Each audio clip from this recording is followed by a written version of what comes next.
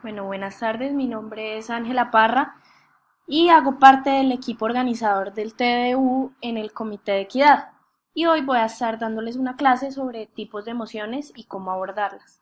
Primero quisiera agradecer al TDU por facilitar este gran espacio. Sé que va a ser un muy buen torneo, muy competitivo. Y también quisiera agradecer a Diego Duarte por facilitarme toda la información y toda la formación para poder dar esta clase. Entonces, lo primero que hay que saber sobre los tipos de emociones y cómo abordarlas es que en debate los equipos de adjudicación, que son quienes construyen las mociones, lo hacen con un sentido específico, porque esperan una discusión. No es que se ponga una moción al azar como, bueno, hoy vamos a hablar de aborto, hoy vamos a hablar de la comunidad LGBTI. No, el equipo de adjudicación espera que se discuta un tema en específico, tiene unas expectativas sobre el debate porque sabe que esos son los temas de actualidad y sabe que se puede tener un buen debate alrededor de este tema. Entonces, lo primero que hay que saber sobre los tipos de emociones es el espíritu de la emoción. Y es que sé que suena algo como muy esotérico, muy sacado de, como si fuera sacado de una iglesia o de fantasmas, pero el espíritu de la emoción es frente a la emoción que estamos teniendo, frente al tema que nos llaman a discutir, ¿cuál es la mejor discusión posible? ¿Por qué estamos debatiendo lo que estamos debatiendo? ¿Qué es lo que espera eh, la organización, el torneo? ¿Con qué fin hizo esta moción para que nosotros la estuviéramos debatiendo acá? ¿Qué es lo que hace más relevante a este tema? Por ejemplo, si tenemos una moción sobre esta casa prohibiría las construcciones que utilicen asbesto. No sé si ustedes saben, pero ahorita hay un debate nacional muy caliente sobre el uso del asbesto, los problemas que hace a la salud, los daños al medio ambiente, y ahí surgen un montón de discusiones. A mí me están llamando a debatir sobre algo en específico, sobre una información relevante. Y esto, ¿por qué es importante saberlo? Y es porque cuando a nosotros nos sale un tema a debatir, a nosotros se nos viene a la cabeza muchísima información. Información que puede estar bien construida, pero que puede que no sea relevante. Y esto se nota alrededor del debate. Y es cuando a mí me llaman a debatir una moción y lo que yo estoy haciendo está bien construido, es muy bonito, es muy fuerte, pero no es relevante, se olvida a lo largo del debate o el debate termina girando sobre cosas que yo no había preparado y no había esperado. Entonces, ¿cuál es el fin de saber cuál es el espíritu de la moción? Y es que así yo puedo clasificar la importancia de la información que tengo para saber qué es más importante y qué es menos importante, y así yo puedo ser lo más persuasivo y estratégico posible. Así es como entrar a la yugular de la discusión, coger la discusión por el mango y tener la discusión más fuerte que el debate me llama a debatir. Yo sé que esto suena un poco etéreo, pero ahorita lo vamos a ver con algunos ejemplos. Lo segundo que tienen que saber es la carga de la prueba. La carga de la prueba es lo que el equipo o los debatientes están obligados a defender para ganar un debate.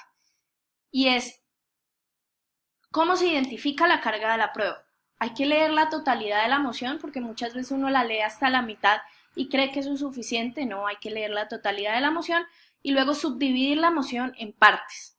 Ver qué me pide cada parte de la moción. Y es que si a mí me piden, y vamos a verlo con este ejemplo, si a mí me piden defender obligar, yo no puedo defender un invitar, por ejemplo. Miremos el ejemplo.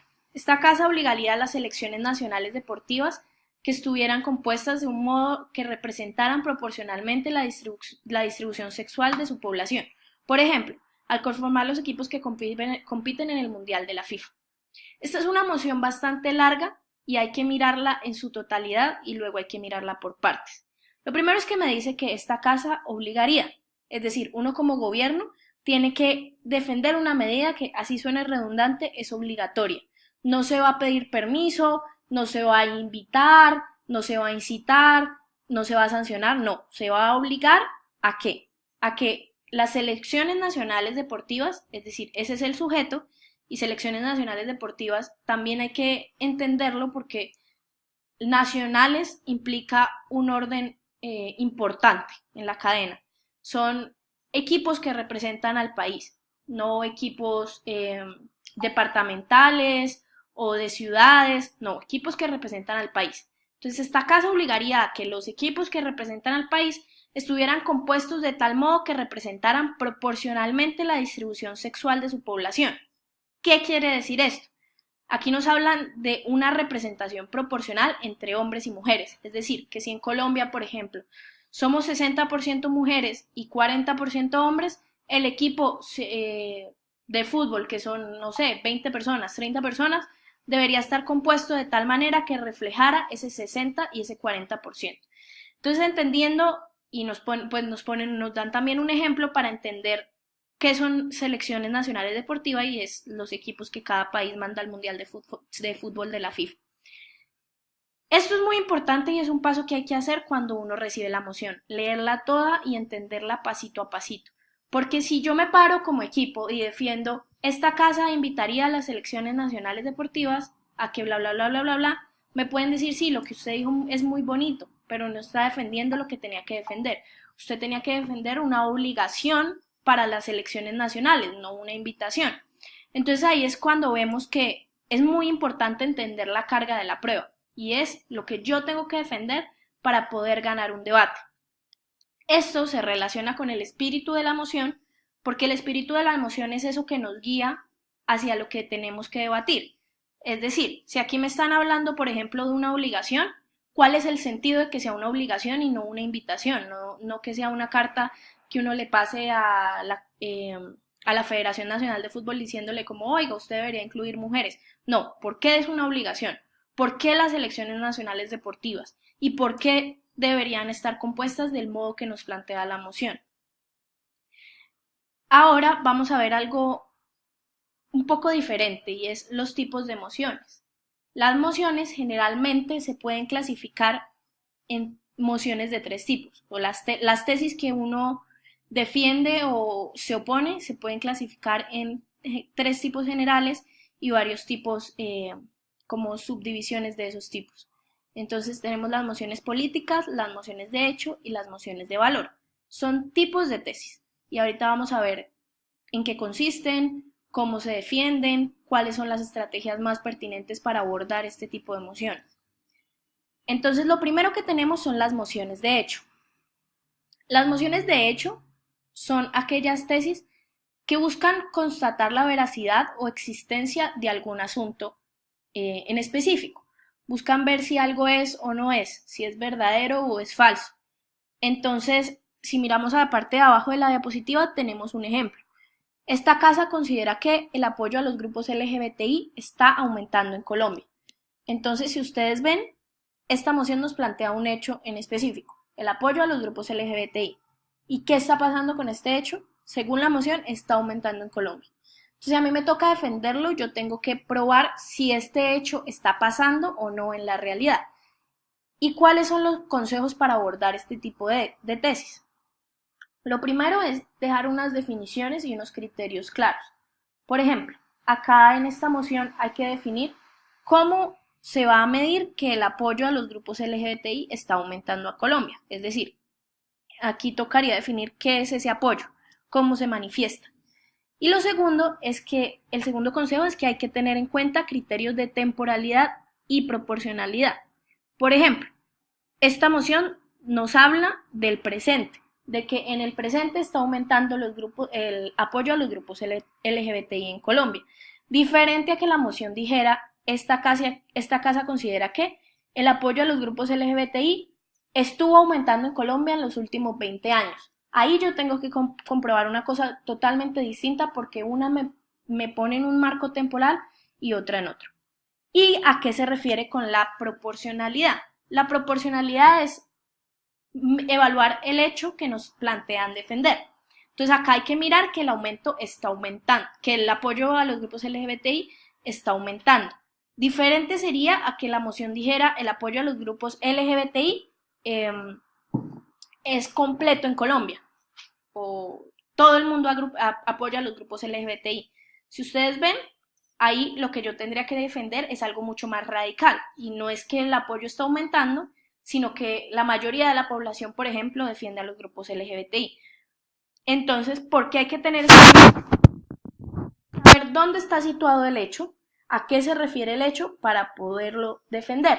Entonces, por eso hay que definirlo muy bien, hay que saber su temporalidad, hay que saber su proporcionalidad, y así yo puedo tener clara una carga de la prueba, que era lo que estábamos hablando anteriormente, sobre cómo voy a defender esta moción que se me plantea.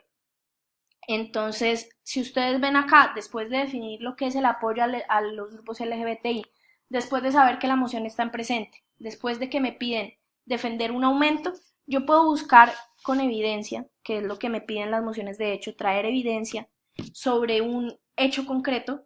Puedo pensar ya en evidencia que me soporte esta afirmación. Entonces, no sé, ahí pueden ser estadísticas que miden el apoyo LGBTI en Colombia, la cantidad de marchas que se hacen ahorita comparadas con las que se hacían antes, la cantidad de proyectos de ley que se están pasando para defender a los grupos LGBTI.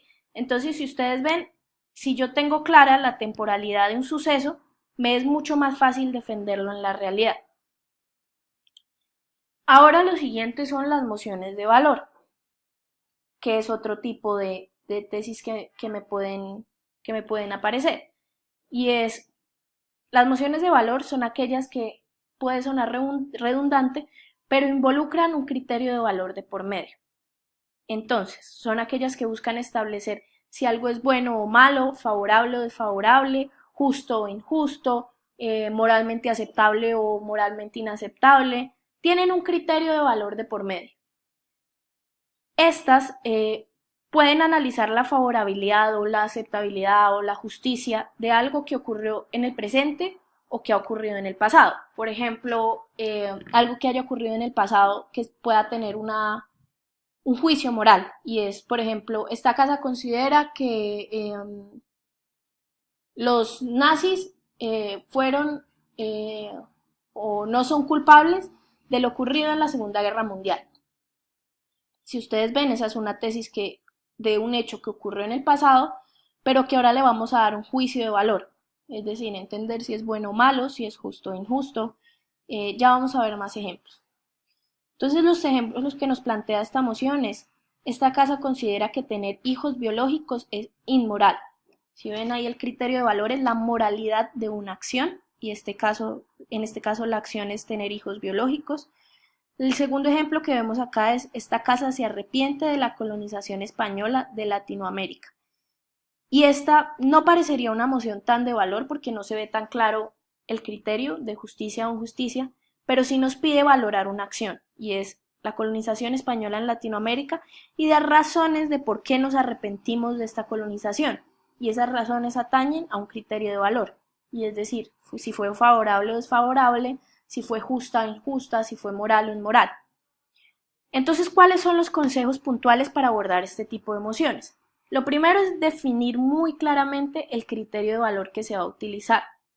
Y eso es decir, si la moción, por ejemplo, nos habla de, miremos la primera moción, de inmoralidad, la moralidad es algo muy distinto para cada uno y es algo que todos entendemos de forma diferente.